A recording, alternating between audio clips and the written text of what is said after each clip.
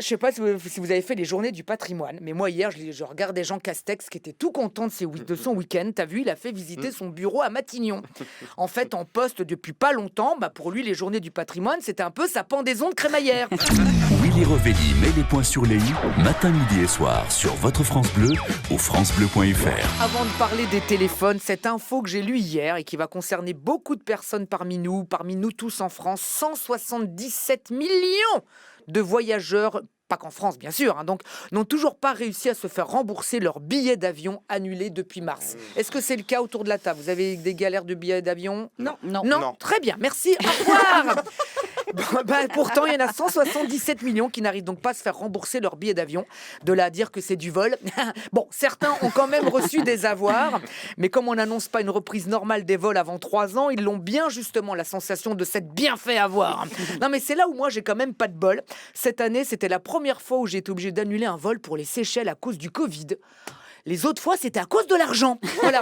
Tiens, puisqu'on parle d'avion, Airbus va lancer le premier appareil qui fonctionnera à l'eau. Waouh, ça c'est incroyable.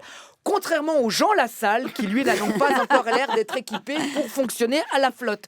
Alors on en a parlé hier ici avec Fabien Emo, mais pour ceux qui n'étaient pas avec nous, ce week-end, vous avez vu, en retard pour assister à un match de rugby de ces deux filles, Jean Lassalle a garé sa voiture sur un passage à niveau, bloquant le train. 30 minutes de retard, depuis on l'appelle la salle d'attente. J'avais pas vu qu'il a dit, bah oui évidemment, lui il s'est garé sur un passage à niveau, c'est que lui aussi en fait c'est un TGV, un trinqueur à grande vitesse. Non mais franchement, attends, confondre une place de parking avec un passage à niveau, apparemment Jean Lassalle, il comprend pas encore ce que ça veut dire, un geste barrière.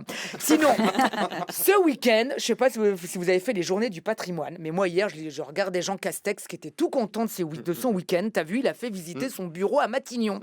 En fait, en poste depuis pas longtemps, pour lui, les journées du patrimoine, c'était un peu sa pendaison de crémaillère.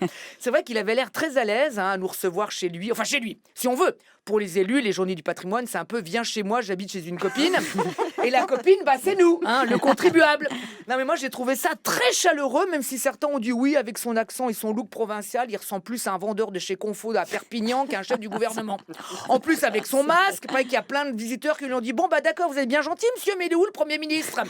Ah non, mais l'arrogance des Parisiens, je ne supporte pas. Moi, je lui fais confiance à Jean Castex. Je le trouve rassurant et sympathique.